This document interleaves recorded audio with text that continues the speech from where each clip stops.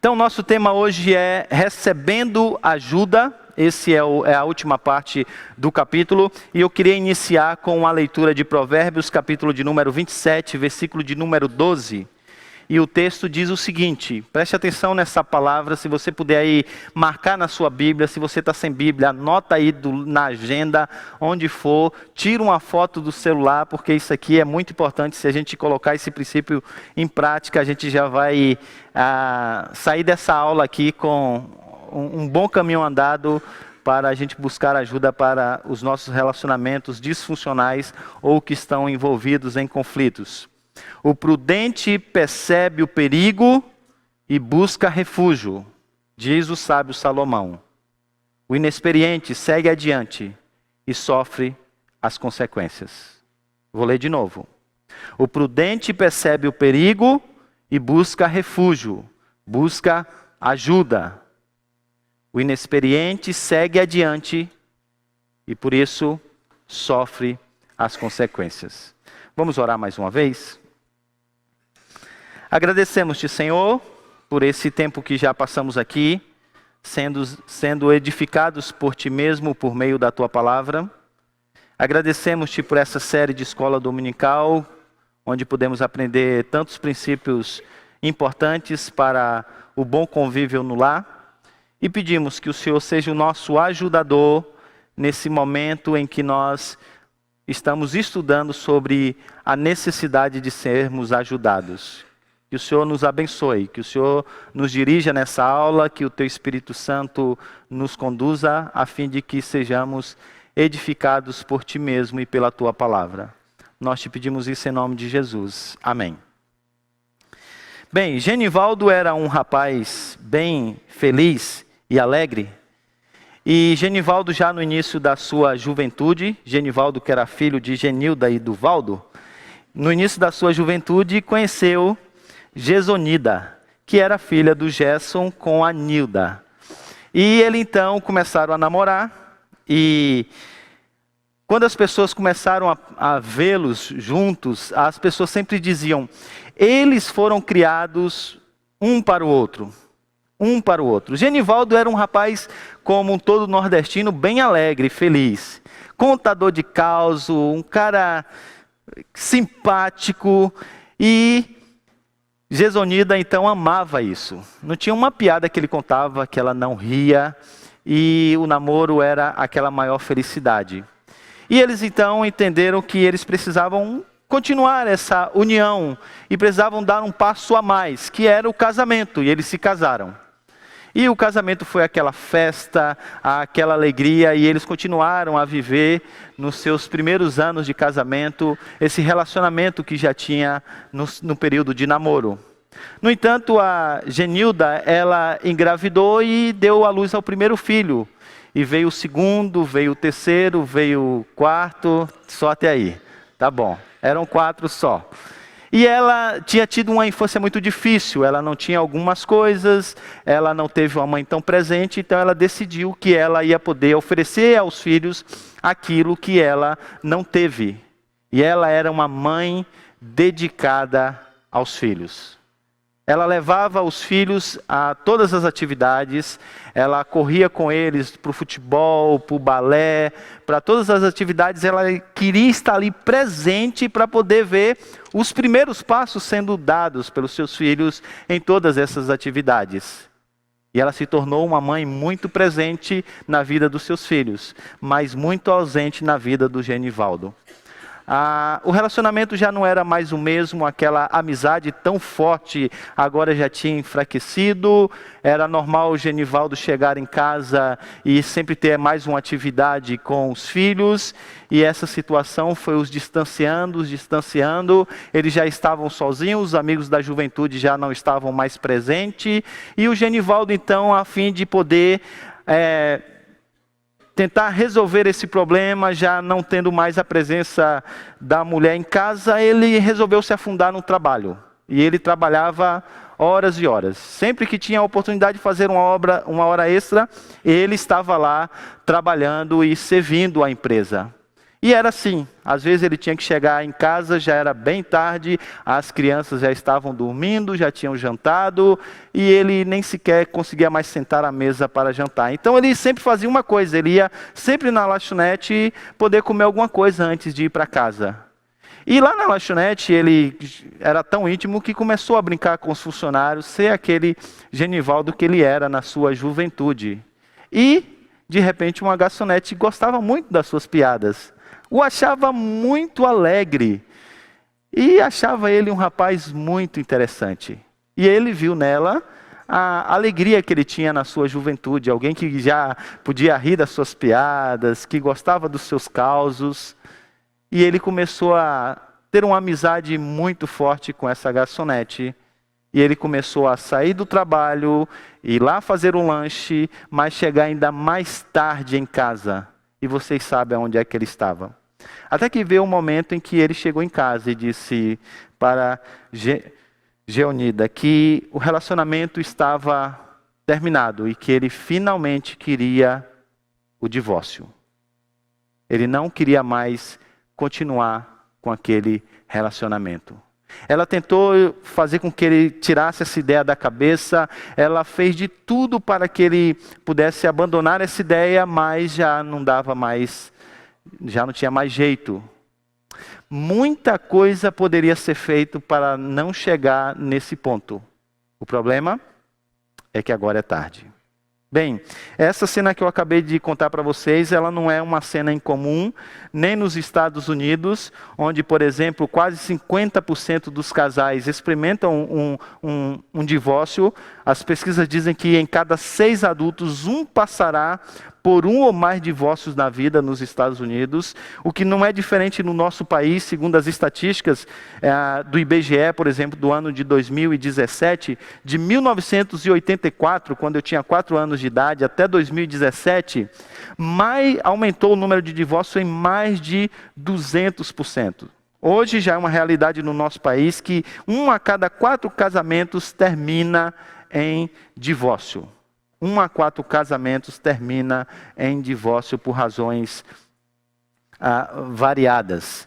Se nós formos olhar, e a gente deveria esperar que isso fosse diferente no meio do povo de Deus, só que isso não é uma realidade. Por mais incrível que pareça, os cristãos têm quase os mesmos números dos que são de fora da igreja. Isso é uma realidade também dentro da igreja. Relacionamentos que são quebrados para todo sempre. Conflitos que dão lugar à separação.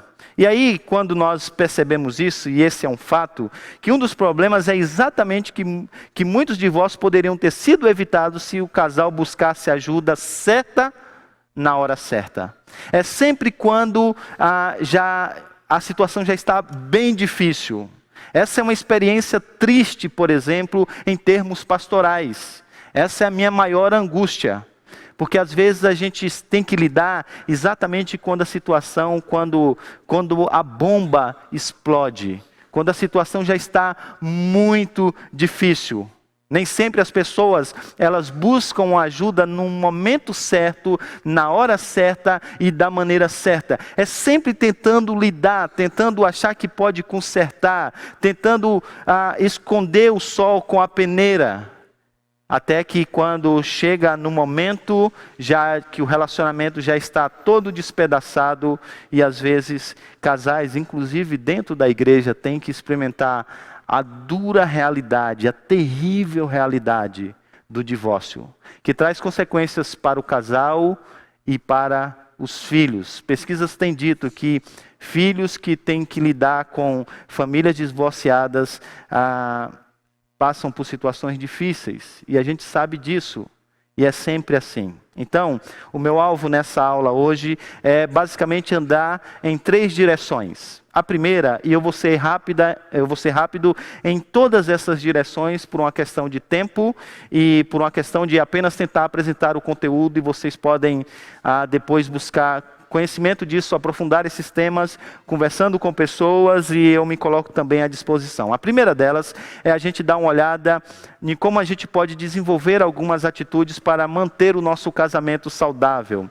A segunda é a gente olhar para o casamento quando ele tem que lidar já com a crise, quando já não é mais saudável. O que a gente pode fazer ou deve fazer nesse momento?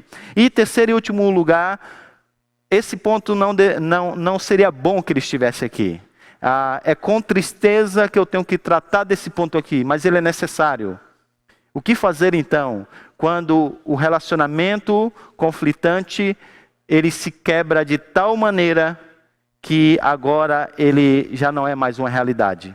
Em outras palavras, para ser bem mais claro, e quando o divórcio acontece, pastor? E quando a separação não é mais uma possibilidade? É uma realidade, e ela já se tornou legal. E agora? O que fazer? Porque isso não diminui o conflito. Ainda há conflito aí. E aí a questão é, como que agora a gente responde a essa nova realidade de novos conflitos?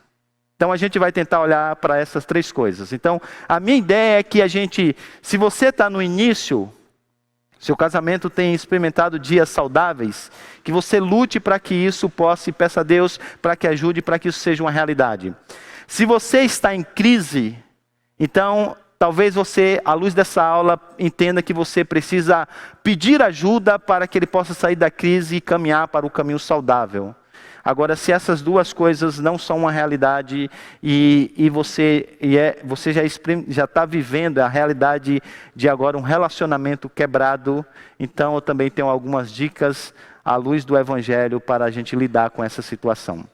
O autor ele coloca alguns pontos, na verdade são 5 ou 6 pontos sobre casamento saudável, mas aqui eu vou apenas me valer de 3 por uma questão de tempo. A primeira coisa que ele diz é que casamentos saudáveis, eles precisam passar por nutrição. Casamentos saudáveis são aqueles que são alimentados para serem saudáveis. E ele diz que a nossa nutrição, ela deve se valer, ou ela passa por 4 partes. Ele fala-nos sobre uma nutrição espiritual, ele diz-nos sobre uma nutrição intelectual, e ele diz ainda sobre uma nutrição emocional, e finalmente uma nutrição física. Espiritual, evidentemente, é a ideia de que o casal precisa crescer juntos na fé. É evidente que essa parte aqui é uma atribuição maior dos homens. Segundo Efésios capítulo de número 5, versículos 23, 25, 26 e 27, o Senhor Deus, ele deu ao homem a incumbência de poder ser o rei da sua casa, o sacerdote da sua casa e o profeta da sua casa. Como rei da sua casa, ele é aquele que é o provedor. Ele é aquele que Deus colocou para que pudesse agora prover e suprir todas as necessidades da sua família, no caso aqui da sua esposa, sejam essas necessidades espirituais, emocionais, materiais e físicas. Ele é o rei do lar. Além de ser o rei do lar, ele é também o sacerdote do lar.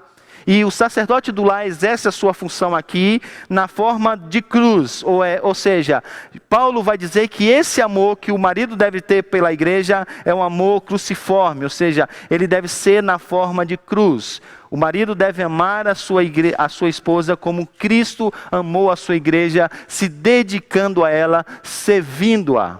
E finalmente, que é o ponto que mais tem a ver com essa nossa parte aqui, Deus também deu ao homem o exercício profético, isto é, assim como Cristo agora conduz a sua igreja para o entendimento da sua palavra e para que essa possa ser confrontada com os seus pecados e para que assim cresça diante dele mesmo, assim também o marido é chamado para que ele possa ser o mestre da sua casa, para que ele possa instruir a sua família, para que ele possa confrontar os pecados da sua esposa, dos seus filhos, a fim de que eles possam ter então o convívio dentro de uma família saudável. Assim como Cristo é o instrumento de Deus que ministra ao coração da igreja a fim de trazer edificação e santificação, o marido deve então fazer isso. O marido é então esse mestre do seu lar. E ele que deve nutrir a sua família com a verdade. Uma das razões pelas quais os casamentos passam por tantas disfuncionalidades e enfrentam tantas crises é porque a gente não sabe lidar com todos os dilemas de viver a dois em um mundo caído à luz do Evangelho. Então, falta-nos conhecimento da palavra de Deus. Falta-nos entender e ver a vida à luz do Evangelho. Para que aí então, diante das situações, a gente responda de acordo com o Evangelho. Não é de acordo com o que diz o espírito da nossa época, não é de acordo com o que a gente pensa, não. É de acordo com o Evangelho. Então, saber, eu não vou entrar nesse ponto porque não é o objetivo da nossa aula, mas, por exemplo, saber qual é o papel do homem, e qual é a postura do homem, e qual é o papel da mulher, e qual é a postura da mulher, é fundamental, por exemplo, para resolver uma série de questões que estão relacionadas ao nosso casamento. No entanto, a gente é ignorante sobre isso.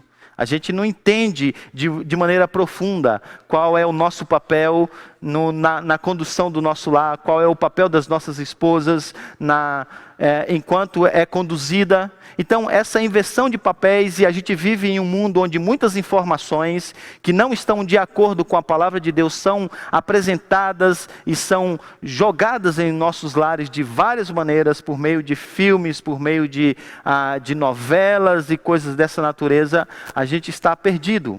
Então, mais uma vez, entenda uma coisa, a maioria dos nossos problemas são causados por uma questão doutrinária. A gente não conhece quem é Deus, quem é a sua palavra e como a gente deve ver a vida. E às vezes o nosso conhecimento, quando nós temos, é superficial em relação a isso. Ou ainda, não é consistente. A gente até já ouviu muitas aulas, a gente até já participou de muitas séries, mas isso não é consistente no nosso lar. Então, esse aspecto da nutrição espiritual, ele é fundamental para que possa haver, então, a saúde no nosso relacionamento. A gente tem que estar cada vez mais próximo da palavra de Deus, para que a gente possa ser mudado por essa palavra, para que essa palavra possa sempre nos confrontar, e aí a gente possa ser alimentado pelo Senhor mesmo. O autor ele chega a dizer uma frase, né, que anda sozinho quando você está ladeira abaixo. Eu achei interessante, né? Você só anda sozinho mesmo assim, carro na banguela, quando está ladeira abaixo. Então é necessário que a gente esteja bem acompanhado e acompanhado pelo Senhor, e também, como veremos mais à frente, pela ajuda de outros irmãos e da comunidade. Nutrição intelectual e recreativa, isto é, a gente precisa nutrir também a nossa família, de maneira que ela possa criar hábitos, que possa crescer intelectualmente, recreativamente, fazendo coisas juntos, permanecendo aquela velha amizade. Além disso também, emocional, que diz respeito a sinais de afeto, atitudes amorosas, comunicação sensível, tudo isso ajuda-nos no desenvolvimento de uma saúde emocional dentro das nossas casas, e também física. Então, maridos e mulheres, eles têm que oferecer um ao outro em relações que Deus mesmo colocou para nós. E esse cuidado físico, esse oferecimento um ao outro, esse dever, ou esse cumprimento dos deveres maritais, ele é como uma espécie de escudo para questões como, por exemplo, o adultério. E mais uma vez, como a gente já falou aqui nessa série, às vezes a gente se atenta para esses fatos quando, por exemplo, o adultério já é uma realidade. Então a gente às vezes está tarde nisso. Então o casamento saudável, ele precisa ser alimentado também fisicamente, mas não pense só sobre a privacidade que ela é existente dentro de um quarto. Na verdade, isso tem a ver também com envolve os nossos afetos, os nossos abraços, a nossa proximidade, também nutrindo assim a nossa família. Então ele diz que a primeira coisa é que a gente precisa sempre entender que a nossa família precisa ser alimentada o tempo todo para que ela possa viver saudavelmente. Em segundo lugar, a gente precisa também aprender a ser um pacificador, a pacificar os conflitos que existem. Se você vive em um mundo caído, você é um pecador, e você é casado com uma pecadora, isso quer dizer que o conflito, ele vai existir. Não tem como ele não existir. Porque você vive em um mundo caído, é um pecador e casado com uma pecadora. Então, os conflitos, eles são uma realidade, quer você queira, quer não. No entanto, como a gente tem visto ao longo dessas aulas, o ponto é, como que a gente responde a esses conflitos? Quais são as nossas atitudes? E aí, então, o tema do livro é os conflitos no lar e as escolhas do pacificador.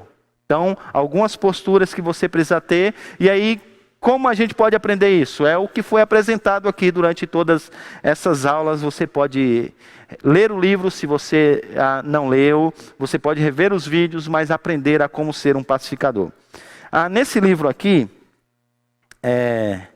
Em Busca da Paz, Princípios Bíblicos para Lidar com Conflitos e Restaurar Relacionamentos Quebrados, do Robert Jones, ele basicamente estrutura seu livro como vocês podem observar aí. Ele diz que essa é uma maneira, então, de nós nos tornarmos um pacificador. Então, eu estou apresentando, porque de repente é uma literatura que você também tem o desejo de ler. E ele diz assim, até mesmo para dizer uma coisa diferente do que a gente viu. Ele diz que o primeiro passo é você estar ciente de que você precisa agradar a Deus, que o seu maior objetivo não é agradar a si mesmo, e isso é egoísmo, algo que nós temos bastante. Viver para agradar o outro, muitas vezes motivado por um temor de homens, e aí chega uma hora que isso vai ter o seu custo, vai ter o seu preço. Na verdade, isso tem o seu preço enquanto você ama essas coisas. E aí, então, entendendo essas coisas, isso pode nos conduzir, então, a atitudes de arrependimento. De pecados do coração ligados a motivações, ligados a desejos. De pecados de comportamento ligado à ira, a responder pecado com pecado, a darmos coices verbais. Então, essas atitudes de arrependimento, nós somos o tempo todo chamados ao arrependimento pela palavra, pelos aqueles que estão à nossa volta, e responder isso em arrependimento ao nosso mau comportamento é uma coisa importante. E o terceiro ponto que ele subdivide em 4 partes é que nós devemos amar. Ou seja, termos atitudes graciosas, assim como o Senhor tem para conosco. A gente vive pecando e o Senhor age de graça, então a gente pode perdoar a outros. A gente pode então caminhar em direção ao perdão. A gente pode usar de um elemento que a gente vê tanto nas Escrituras, que é a confrontação, a fim de confrontar aqueles que precisam ser confrontados, a fim de levá-los ao arrependimento, a fim de levá-los à mudança de vida. A gente viu isso de uma maneira muito clara na série que nós estudamos, quando José, ele o tempo todo está confrontando os seus irmãos com os seus pecados, a fim de que eles possam atinar para esses pecados, se arrependerem. E uma outra coisa que a gente viu também na série de José, que é o serviço. Como a gente precisa aprender a servir. E isso é uma coisa muito importante, principalmente para os homens. Porque Cristo, de fato, ele é o rei da igreja, mas ele é um rei diferente. Enquanto todos os reis, eles gostam de ser servidos, Cristo veio para servir. Por isso que ele diz essa mesma verdade. E o seu serviço foi ao ponto de entregar a sua própria vida em favor de nós. E esse amor cruciforme, ou seja, em forma de cruz, que nós precisamos ter. E aí, se você desenvolve essas atitudes, e o seu casamento vai se desenvolver também saudavelmente. Então, essa também é uma coisa que você pode fazer, se o seu casamento está em crise e precisa subir para esse nível. E terceiro, melhor dizendo, ele fala sobre a ideia de integrar. E esse é um outro ponto importante. Por quê? Interagir com casais que são cristãos e maduros na fé é uma ótima maneira de perceber cedo problemas conjugais e prestar conta dos passos que envolvem a resolução deles. Então, é importante que isso aconteça. Então é importante que você esteja conectado a grupo de pessoas, e eu te oriento que seja da igreja, de pessoas maduras na fé, que desenvolva esse relacionamento propício para a confrontação. E que você seja humilde de receber essa confrontação. Porque se ela está sendo feita, isso é uma atitude de amor. Porque a gente corrige, a gente busca a disciplina de quem a gente ama. Então, se valer estar em volta de casais maduros, ajuda nisso. Porque alguns pecados não são claramente percebidos. Nós temos os nossos pontos cegos. E que a gente às vezes precisa de uma pessoa para dizer, você não acha que a maneira como você responde a sua esposa não é uma maneira bíblica? Você não acha que você está sendo autoritário? Ou você não acha que você está sendo insubmissa? Você não acha que essa não é uma postura certa a se ter? Então, estar aberto a isso faz com que a gente perceba alguns pontos cegos que a gente não está atinando para eles. E essa confrontação em amor, ela é importante. Então, aqui duas coisas. Primeiro, a gente precisa entender que como comunidade, a gente tem que desenvolver essa atitude de confrontar o nosso irmão em amor, mesmo que ele seja pastor. Então, faça isso por mim, tá? Não tenha medo de confrontar o irmão em amor. Isso faz parte desse caráter familiar que é a nossa igreja. Isso faz parte da comunidade. Então, é por isso que hoje nós tivemos batismo e vocês também fazem essas promessas. Sim, porque pode ser que um dia o Lucas e a Renata, eles precisam ser confrontados da maneira como eles estão criando, educando o Augusto. Pode ser que um dia eles precisam ser confrontados pela maneira como eles estão vivendo e que pode ser um mau testemunho para o Augusto. Sim, isso precisa acontecer. Então, esse aspecto do sacerdócio real é uma coisa muito importante na vida da igreja. Mais importante do que a gente imagina. E, sobretudo, no nosso contexto de igreja evangélica no Brasil.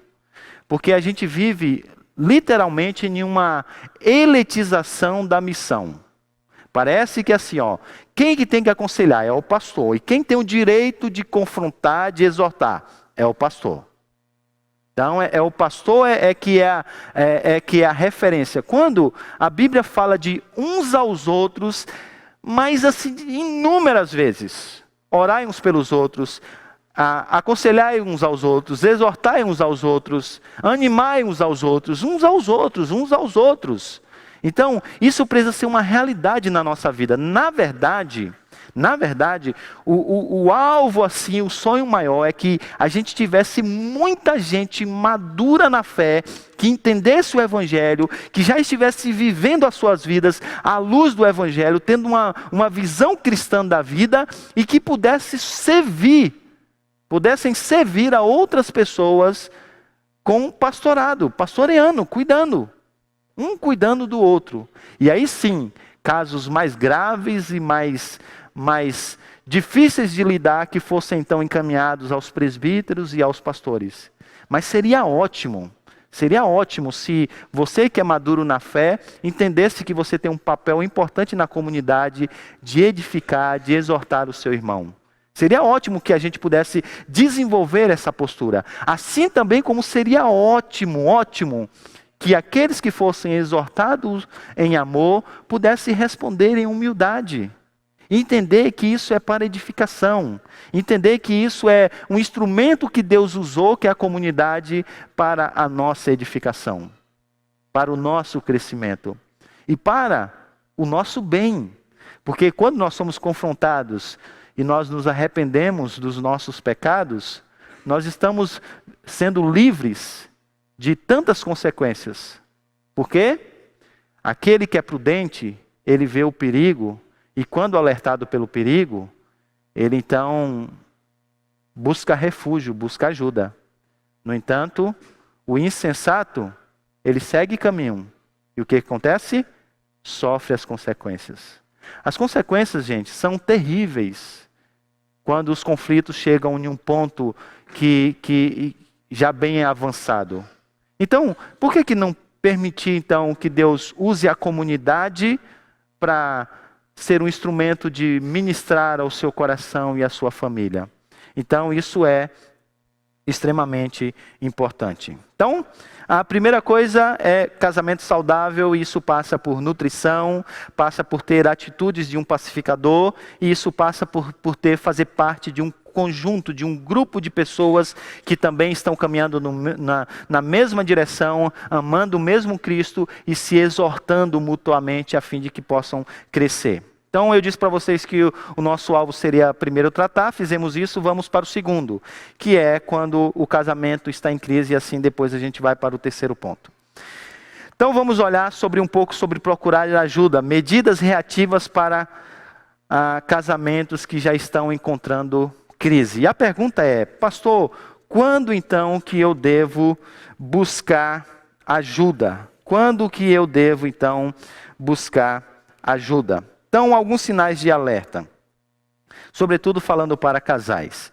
Então, há um declínio constante no seu casamento. Então, as coisas, elas não melhoram, às vezes a gente passa por momentos assim, não é? Mas quando as coisas estão indo só ladeira abaixo, então a seta está ligada, preste atenção, porque isso é um sinal. Conversas superficiais, quando as conversas já não são tão profundas como deveriam ser. Quando há falta de amizade, por exemplo. Quando as respostas já são pecaminosas. Sempre é respondendo pecado com pecado. Então veja, a superficialidade, a falta de amizade, às vezes, nos coloca em uma situação em que a nossa casa parece uma república. Esses dias eu estava pensando nisso, Assim, parece que é uma república que tem duas pessoas de sexos diferentes e que agora também tem uma criança que mora na república. Mas não há aquela intimidade, aquele propósito do casamento, ele já não mais existe. Vive-se na mesma casa. Divide-se as despesas, trabalha-se junto, mas não há aquele aspecto de família, de caminhando na mesma direção, conversas profundas, a intimidade comum que se espera de um relacionamento de casa. Então é quase que uma república onde cada um tem os seus horários, cada um chega na sua própria hora e a gente vai vivendo junto. A gente vai pagando as despesas e a gente vai trabalhando. Então, quando essas coisas estão acontecendo, é porque vocês já estão bem afastados uns dos outros. E isso é um sinal de alerta. E quando acontece também a atração por outra pessoa. E aqui, gente, eu não estou falando assim, quando você se vê assim, o homem muito tentado por uma mulher, ou a mulher já bem tentada por um homem. Não. Eu estou dizendo quando uma outra pessoa que não é a sua esposa, ou quando uma outra pessoa que não é o seu esposo, já tomou o seu coração. O que isso significa? Em quem você pensa, em quem você quer estar perto, quem você acha a companhia boa. Quando essas coisas estão acontecendo, quando essa amizade com uma pessoa está já muito forte, cuidado. Cuidado porque o perigo está mais próximo do que se pensa. Então, quando essas coisas estão acontecendo, os sinais de alerta já foram, então, apresentados. E nessa hora você precisa dar uns passos. Primeiro, o primeiro passo, eu acho que esse é muito importante, que é usar os princípios aprendidos nessa série, nessas aulas, para poder agora desenvolver uma conversa franca em casa na resolução desses conflitos. Então, uma das coisas que eu acho que nós precisamos crescer é exatamente em termos conversas mais profundas em nossas casas. A gente não discute mais questões profundas. A gente não trata mais de pecados profundos do nosso coração. Então a gente precisa ter mais reuniões onde a gente pode conversar francamente sobre coisas que estão nos incomodando. Se tem uma coisa no seu cônjuge que está te incomodando, ele precisa saber, até mesmo para que ele possa, se for pecado, se arrepender e mudar. mas a gente vai sempre guardando essas coisas, né? É o marido que sente a falta da presença da esposa, porque o mercado de trabalho tem feito homens casados viverem sozinhos, quando na verdade seria a mulher ser auxiliadora e estar do lado, mas ele sente isso, ele não gosta disso, ele se preocupa com isso, mas ele vai deixando isso de lado. Afinal, você quer ser feliz ou ter razão? E aí opta sempre por ser feliz, né? E aí não quer briga, não quer confronto, então a gente vai deixando. Só que isso vai alimentando outros sentimentos no coração. Então, se tem uma coisa que a gente precisa aprender, é ter momentos em que nós vamos conversar francamente sobre o nosso relacionamento. Francamente sobre aquilo que nos incomoda. Francamente sobre os nossos pecados. Francamente sobre a nossa vida, francamente sobre a direção que está caminhando os nossos lares, francamente para a maneira como os nossos filhos estão vivendo. Eu acho que a gente tem falado muito nisso. A superficialidade nos nossos relacionamentos é uma coisa assustadora. Assustadora. Quer ver? Pense. Qual foi a última vez que você teve... Sem ser aquele negócio quando já estourou, né? Aí fala, não tem mais jeito, agora tem que sentar. Mas de forma preventiva, de coisa que você visualizou, qual foi a última vez que você sentou para tratar essas questões? Você vai ver que é difícil responder positivamente a essa pergunta. Porque a gente só faz quando não tem mais jeito. Eu já tive que aconselhar casais e que ouvi reclamações deles um do outro e eu disse assim, e por que você nunca falou isso? E nunca tinha falado mesmo. É ali no momento do aconselhamento que aquilo vem à tona. E aí a gente trata e resolve. Sim, isso também é um caminho, mas veja que isso é um caminho posterior. Isso poderia já ter sido conversado, confrontações já deveriam ter sido feitas, passos já deveriam ser dados, mas muitas vezes isso não acontece. E aí, porque não acontece, as coisas vão se avolumando, e aí pecados não confrontados, eles se tornam maior, que geram mais mágoas, que geram ressentimentos, que caminhando com falta de perdão vira uma bola de neve, até que chega um momento em que a bomba estoura. Então, que a gente aprenda a perceber essas coisas e ter conversas mais francas. Antes de falar com o outro, fale com a própria pessoa. E isso é bíblico. Se você tem alguma coisa contra o seu irmão, e ainda mais se o seu irmão ainda é aquele que você decidiu caminhar o resto da vida, vá até ele e fale. Fale dos seus incômodos. E diga essas coisas. No entanto, pode ser que isso não aconteça por pecado, por temores, por não haver confrontação, ou que você já fez essa confrontação, só que as coisas não resolveram, as coisas não caminharam em direção à saúde do relacionamento. Então essa é a hora então de buscar ajuda. Essa é a hora de buscar uma ajuda externa. E eu creio que isso tem que ser primeiramente na comunidade. Antes de buscar um colega de trabalho, uma colega de trabalho, Deus tem dado a graça de ter pessoas que estão buscando compreender o Evangelho, buscando viver a vida com o Evangelho e que pode te ajudar nesse caminho. Então, se as conversas não estão caminhando para a resolução dos conflitos, então é hora de buscar a ajuda de um conselheiro, para saber o que fazer individualmente para melhorar a situação. E aí, antes que você pense assim, é verdade, pastor, eu acho que eu vou marcar uma hora com o senhor para falar o quanto que esse homem está me fazendo sofrer, ou o quanto essa mulher está me fazendo sofrer. Então, preste atenção.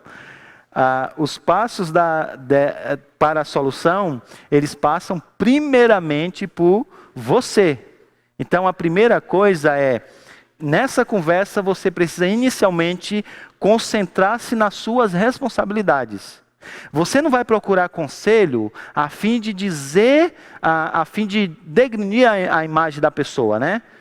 Não é que você não possa, em um momento de aconselhamento, tratar dessas questões pecaminosas. Mas antes de mais nada qual é a minha responsabilidade na resolução desses conflitos? O que eu preciso fazer? Quais são os pecados que eu preciso me arrepender para que as coisas possam ser melhores nos meus relacionamentos? Então, você vai Em primeiro lugar, buscar ajuda para você, para uma vez munida dessa ajuda, você possa agora servir na sua casa, ministrando a sua família. O homem na posição daquele que é o líder do lar e que conduz a sua família, aprendendo para aplicar, e a mulher na sua condição de auxiliadora, que inclusive pode auxiliar o marido, ajudando-o a ver esses pecados. Isso faz parte do ministério de ser uma auxiliadora. Conduzir o marido a enxergar algumas coisas. Sim, isso faz parte também. Então, a primeira coisa é concentrar-se nas suas responsabilidades. E aí, sem rodeios, ir direto ao ponto. O problema dos nossos problemas é o problema do coração. É o problema do coração. Passa por isso. Nós amamos a nós mesmos, o nosso coração é uma fábrica de ídolos, a gente ama, a gente deseja demais as coisas, a gente ama conforto, a gente quer bem-estar, e essas coisas são difíceis essas coisas produzem conflitos quando elas não são dadas. Então, a gente precisa ir direto ao ponto, confrontar a raiz do problema.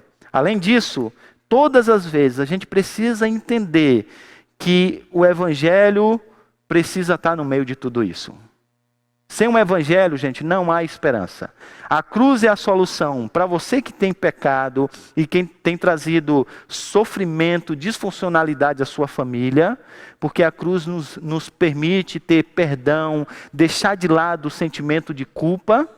Então a cruz, a gente vai a Cristo e a gente volta aliviado, porque Ele tem graça para nos oferecer, Ele tem perdão para nos oferecer, e a cruz proporciona isso.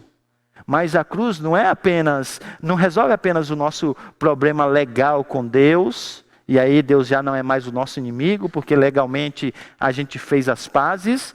A cruz também não resolve apenas o nosso problema existencial e emocional, de não mais lidarmos com essas culpas, com essas questões, com esses fantasmas que nos atormentam, mas a cruz também traz para nós o poder para a mudança. Porque se não for pela cruz, não vai dar certo. Tira o evangelho do seu lar e vai ser só os conflitos, porque o que vai reinar é os aspectos da queda que nós conhecemos muito bem.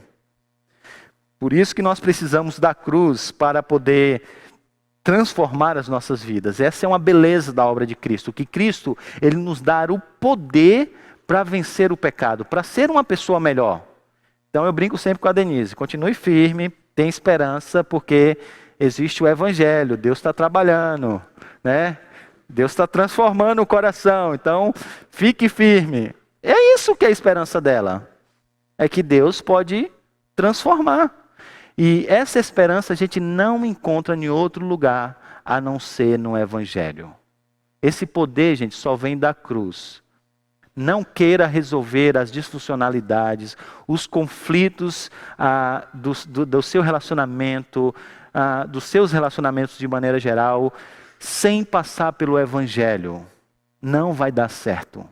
Podem ser as melhores técnicas, pode ser os melhores princípios, pode ser do maior guru que você já conheceu.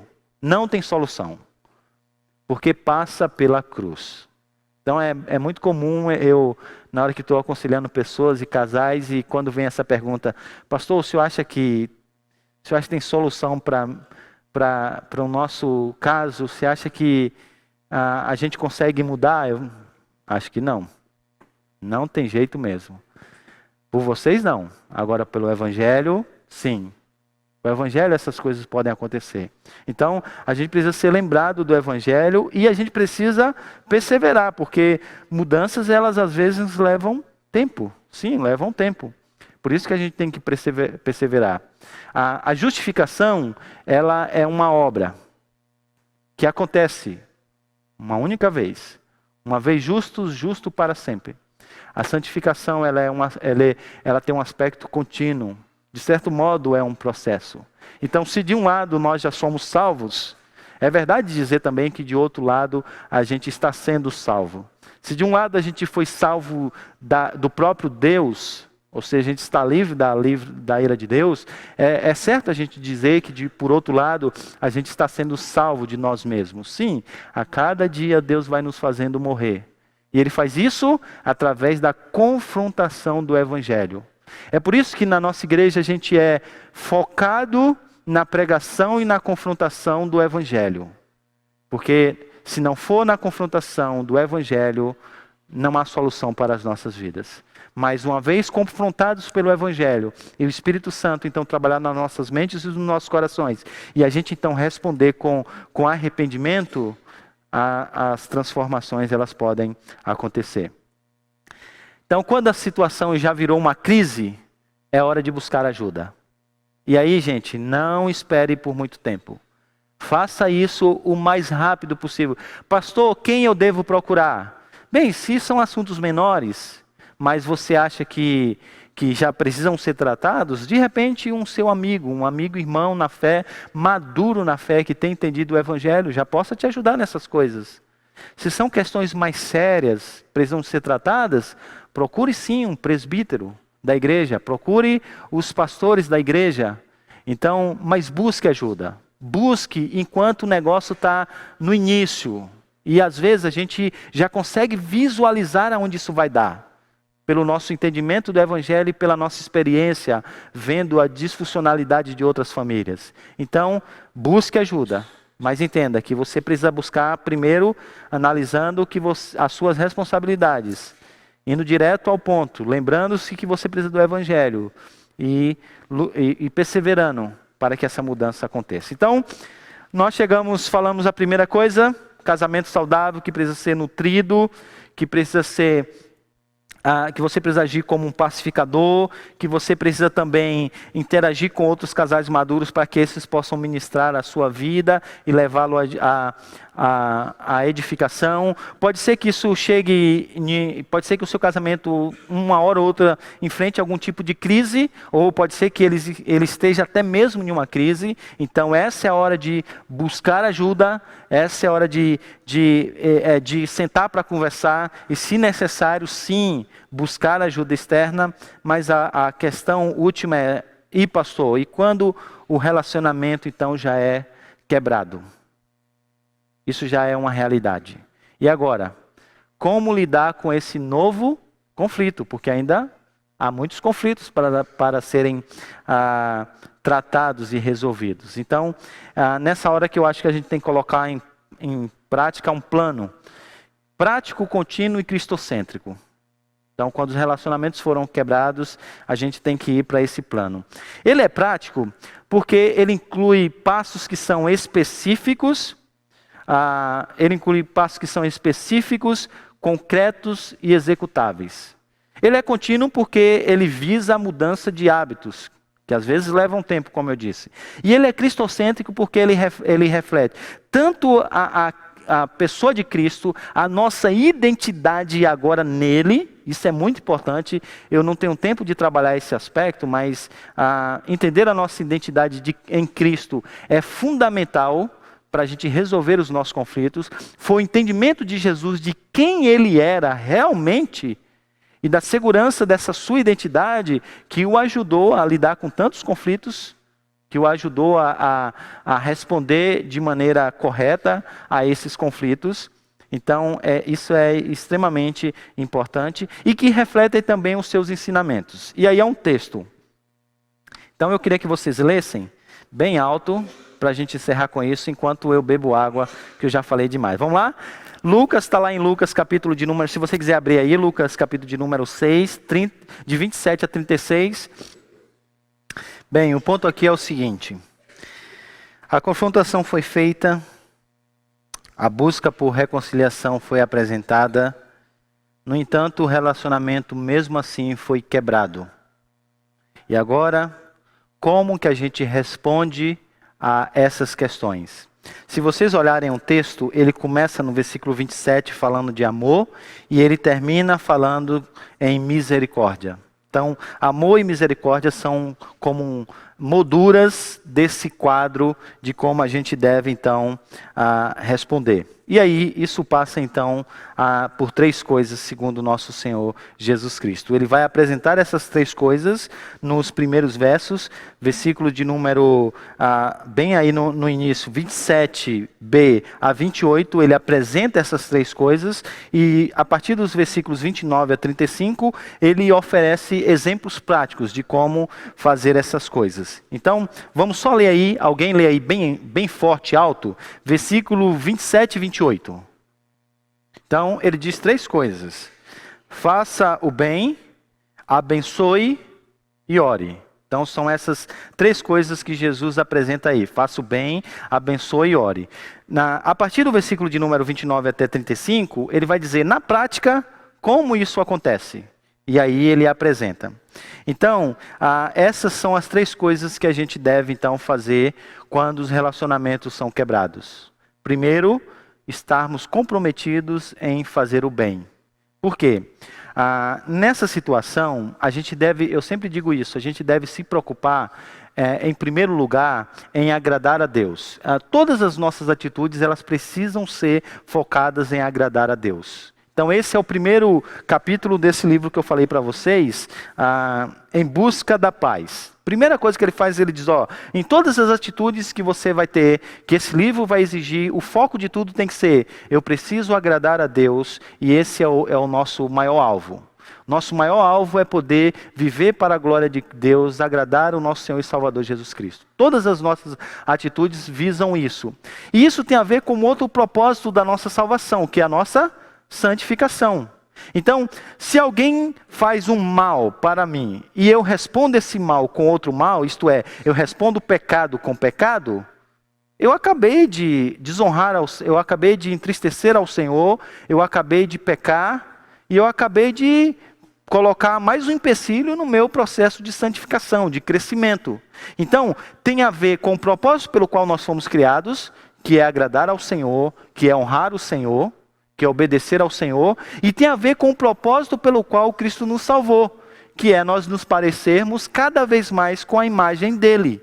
Então, cada vez mais nós precisamos ser parecidos com Cristo. E quando nós respondemos de acordo com o Evangelho, nós estamos agradando ao Senhor e nós estamos então mudando estamos sendo mudados pelo Senhor a fim de agradar ao Senhor. Então, essas três coisas, elas são extremamente importantes. Primeiro, a gente responder de acordo com o Evangelho, fazendo o bem.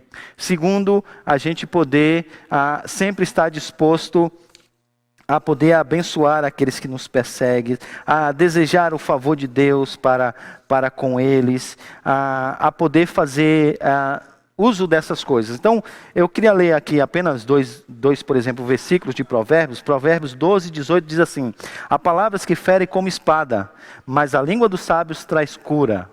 Então, essa é uma maneira de responder, às vezes, palavras atravessadas com uma comunicação sensível, amorosa e misericordiosa. A resposta calma desvia o furor, mas a palavra ríspida desperta ira. E aí a gente está respondendo pecado com pecado quando a gente está agindo sem sabedoria, despertando ira e ainda mais contenda. Então, a gente precisa agora responder dessa maneira e sempre estar disposto a poder orar. Orar a Deus para que possa realmente quebrantar essa pessoa, desejar o bem. Isso é difícil demais, gente, eu sei. Eu sei que, como disse C.S. Lewis, o perdão é uma coisa belíssima, até que você tenha que perdoar. É muito fácil a gente falar sobre essas coisas, até que a gente tenha que fazer o bem e desejar o bem exatamente aquele que sempre quer o nosso mal. É muito fácil a gente orar pelas nossas necessidades, mas é muito difícil orar pela necessidade dos outros. Já pensou aquele que está te ferindo, você falou ao Senhor, toca no coração dele, muda a vida dele, para que ele possa entender o quanto isso desonra ao Senhor e prejudica a vida dele para que ele tenha uma vida melhor. A gente quer logo fazer oração imprecatória, né? E ainda mais que lê lá no Salmos, né, que via o rei falando, Senhor, manda a espada. Mas era sempre, gente, dizendo respeito a quando era para a glória de Deus, para a justiça de Deus. E aí o Rodrigo falou que acabou. É isso aí. Então, essas são as minhas palavras finais. Literalmente, né? Então, como a gente pode lidar com isso? O horário acabou mesmo. Então, eu queria citar três coisas. Primeiro, no que diz respeito ao passado, se você já está vivendo por disfuncionalidades e talvez sofrendo por coisas passadas, eu te incentivo a ir à cruz em busca de perdão. Então, você encontra perdão por erros passados cometidos e que agora trazem consequências tão terríveis à sua família. Você não precisa levar isso com você, porque Cristo já levou. E Ele pode trazer perdão e pode arrancar esse sentimento de culpa. Sim, Ele pode fazer isso. Quanto ao presente, sim, a gente pode ter fé de que Deus realmente pode mudar as coisas. Porque Cristo, Ele conquistou na cruz o poder para a gente vencer o pecado. E as coisas podem ter caminhos diferentes. E quanto ao futuro, e eu encerro aqui, encerrando realmente essa série de sermões e de aula, dizendo que o futuro é de esperança. E vocês sabem por quê?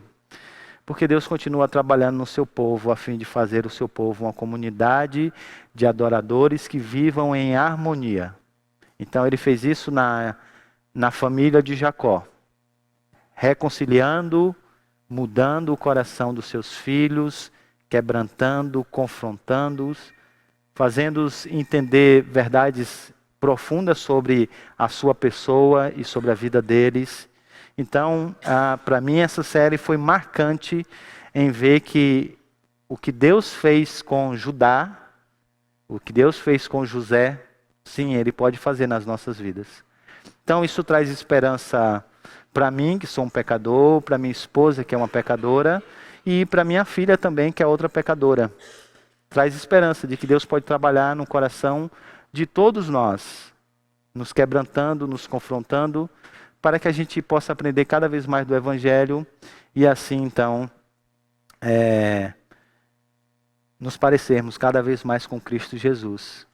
E aí respondermos de maneira santa, de acordo com o Evangelho, tendo postura de alguém que entendeu o Evangelho, e aí transformando a disfuncionalidade, os conflitos da nossa família em situações diferentes. E aí sim alcançando relacionamentos saudáveis, transformados pelo próprio Senhor.